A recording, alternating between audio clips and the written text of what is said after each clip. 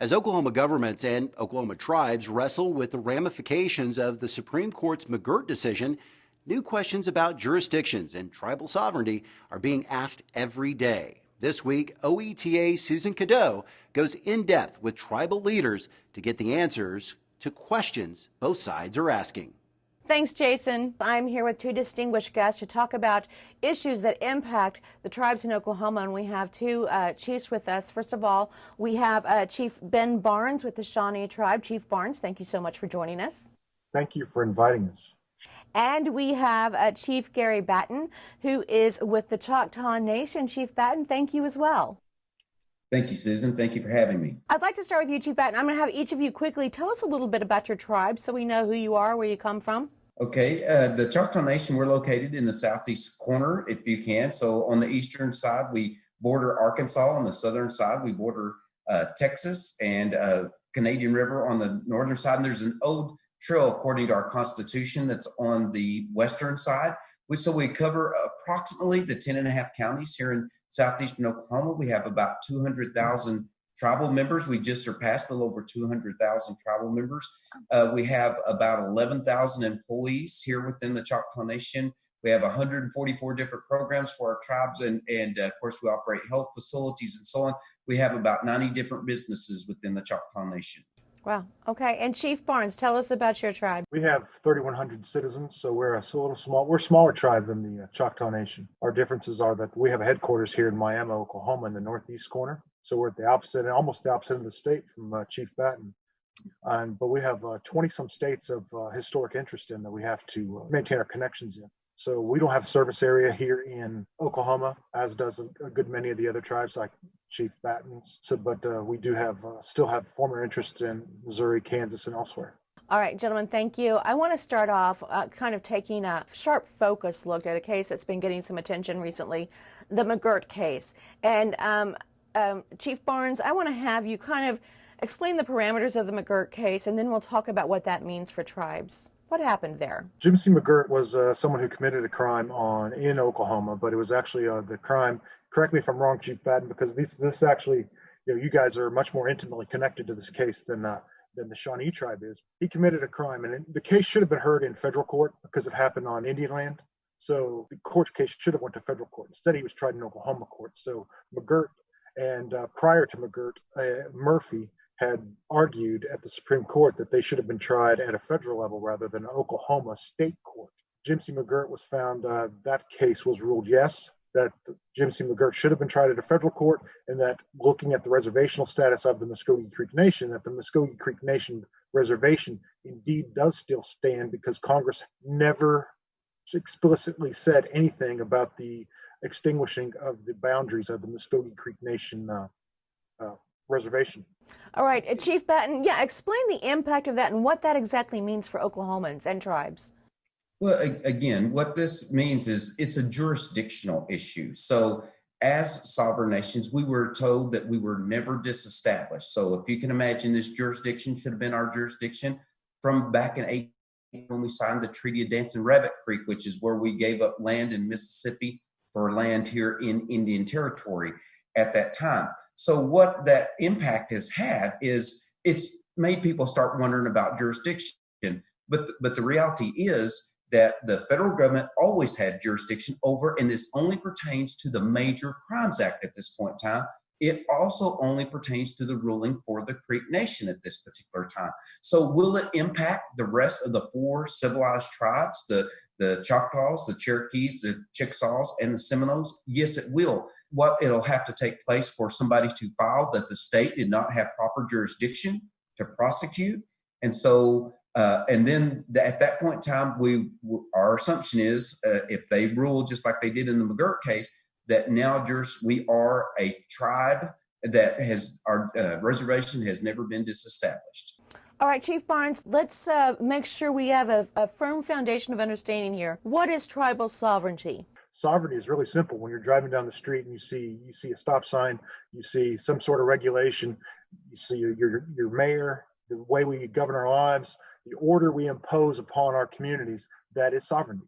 So the right to regulate, the activities as a political body, that is sovereignty. Things are not going to change much in Oklahoma. It's still going to be the same way. towns are going to be the same way. Who you pay taxes to are going to stay the same way. Now there's just it's almost a gift to Oklahoma with all these additional courthouses that we've built across eastern Oklahoma.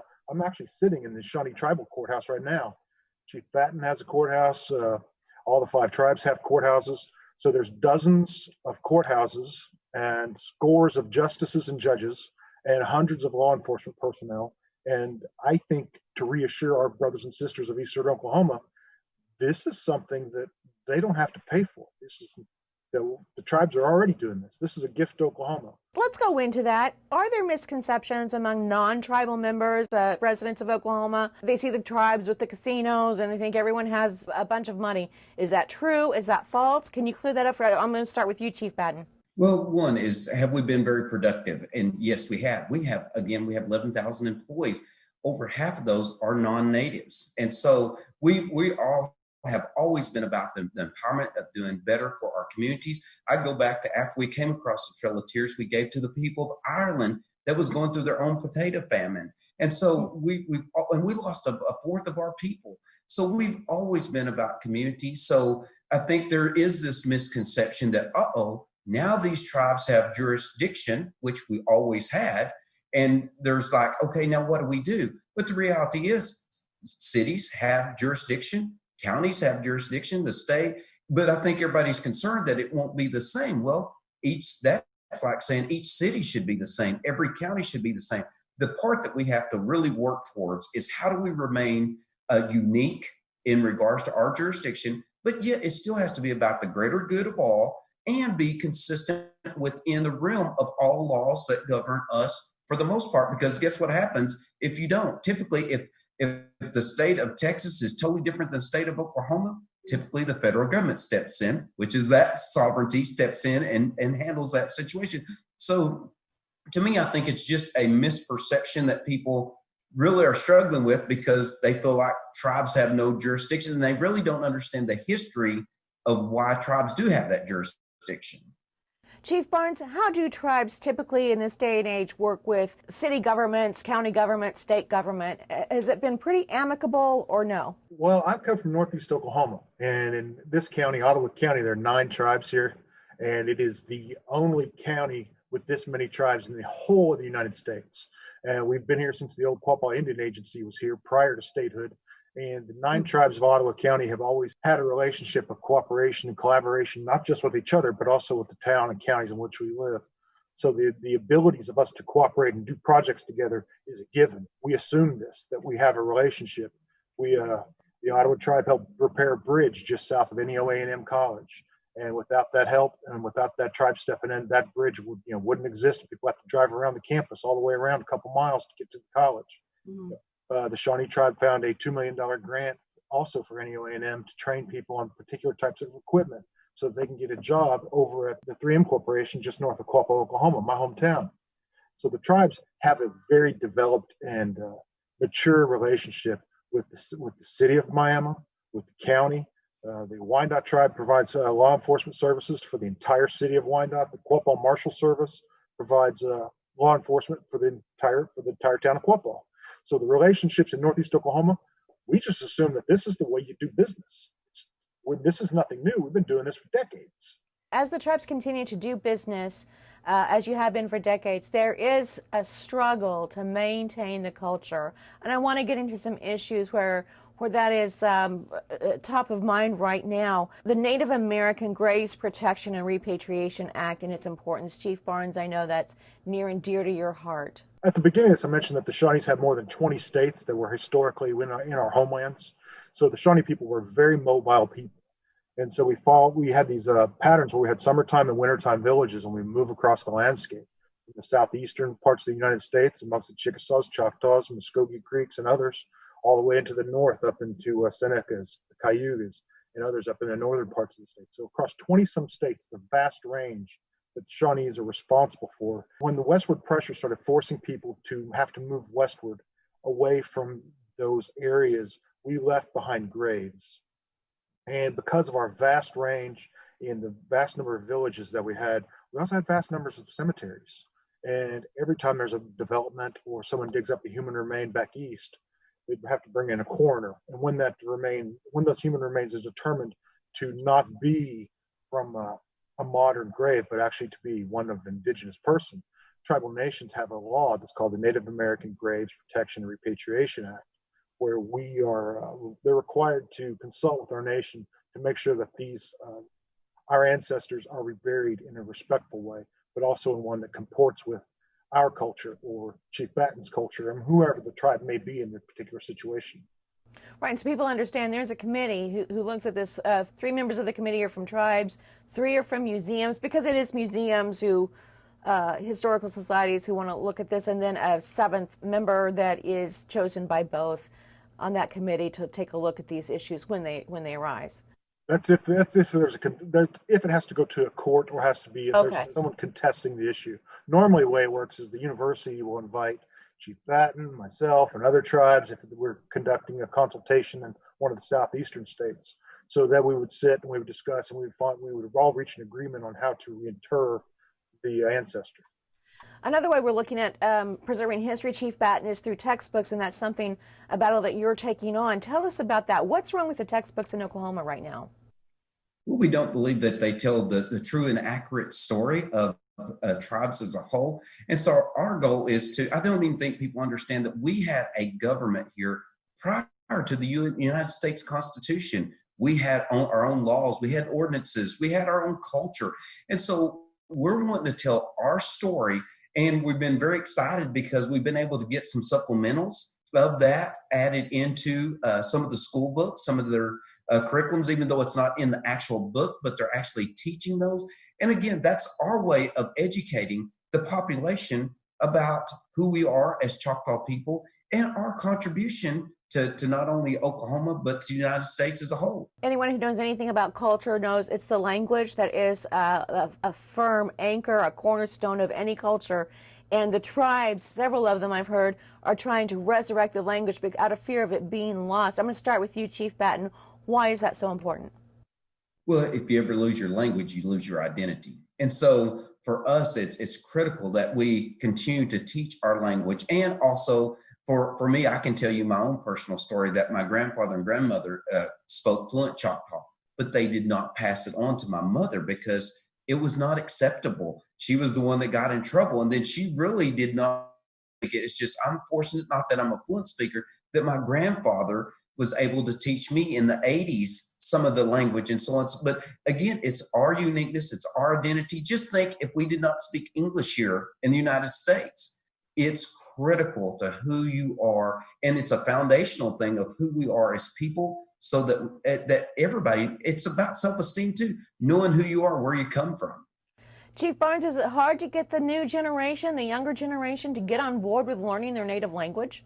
Kids are smart, and if you talk to them in a way that makes them understand, and also they understand that this is a cultural inheritance, this is part of the richness of who they are as a person. So to Chief Batton's point, every 2 weeks a language dies somewhere on the planet. So part of our effort is to educate the kids that this is an emergency. This is something we have to do now. And UNESCO has declared that next year in 2021 is the International Decade of Indigenous Languages. So we have mirrored that proclamation, and we've set 2021 as the decade of the Shawnee language. In that decade, we will create fluent speakers from our youngest citizens. And so by the time we end that decade, we will have teenage speakers.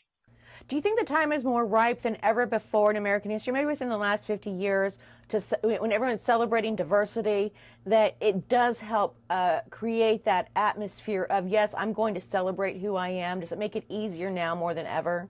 Chief Batton, what do you think? Oh, definitely. I mean, I think now people, I keep saying I am so excited that to see some of our younger generations that's coming up, that they're speaking the language. They're carrying their stickball sticks to school with them. They're excited. They know that I always use the example, I can be Choctaw and be in a meeting and I can wear a suit and tie, or I can wear my medallion, so that I can fit into this world today and still be excited that I am Choctaw and be proud of it and be willing to fit in everywhere. Our younger population is doing that. And it's been because we've had a cultural immersion plan. I mean, from our stickball games to our language to all cultural aspects, that it's great to sit. But yes, there's more opportunity now than ever before with the racial injustices as well as a diversity, all of those things are prime opportunity. And speaking of diversity, we are going to slide right into quickly to talk about the census. The Native American population has historically been the most undercounted minority when every census is taken. And this year it was ended early. What impact, I'm going to start with you, Chief Barnes, what impact does that have on the population? When the General Accounting Office is asked by a legislator to prepare a report on how much funding is needed for something, if we're not represented in those statistics, then we're going to get underfunded. It's just simple math. If you're not statistically represented, then you're not going to get adequate funding whenever legislation's passed. What about you, Chief Batton? Did the ceasing of the census taking, I think it was a month early, I think towards the end of September, are there people that aren't going to get counted? Oh, definitely. We're going to be undercounted just like we were in 2010. And we did a massive effort to try to get our tribal members to let their voices be heard and be counted. For example, some of the CARES dollars that was allocated, we lost $100 million, we know, just because of lack of being counted. That's not just money for our tribal members, that's money for Oklahomans. So it was critical that we get that. But at the end of the day, we're going to be undercounted just like we've been undercounted 2010 and throughout history. And so we've got to figure out a way to make sure that in 2030 that we are counted and our voices are heard. What's the obstacle there? What's the wall that's blocking? Are members of tribes just not doing the census, or are they not receiving it? What's the holdup? Susan, what I was just going to say was that in our situation, our concern was that one is people do not trust the government. And so they do not want to fill out a census where they can be counted. They lack their individuality and so on. We can get far more participation if we ask, from the Choctaw Nation to gather that information. But again, if it's going to the federal government, they just don't see the need to want to fill that out. They don't see how it impacts them. They don't think it brings any more money to them. We've tried to educate that how this does impact and how it does grow our economy and how it does help them individually. But again, there's just that hesitancy. I don't know if that's just our tribal members, but I would say in the reservation of the Choctaw Nation down in this area, I think it's for Indian and non-Indian. It's just that conservative approach of they want their protection of privacy or privacy protected. And so I think it's critical to them. Quickly, Chief Barnes, do you agree? I completely agree. I mean, the data we can't trust. We've had the data used against us at the Shawnee tribe whenever our CARES Act funding, where they used a population of 0 people against the Shawnees. So we had 0 people in our CARES Act funding. So sometimes there's a built-in distrust of federal government and their usage of data. Wow. All right, gentlemen, our time is up. I have many more questions on my list that we just don't have time to get to, but I have thoroughly enjoyed our discussion. And I want to thank you both for being with us. And before you go, Chief Batton, I want to congratulate you on being inducted into the Oklahoma Hall of Fame just last night. Congratulations, and what a triumph for you.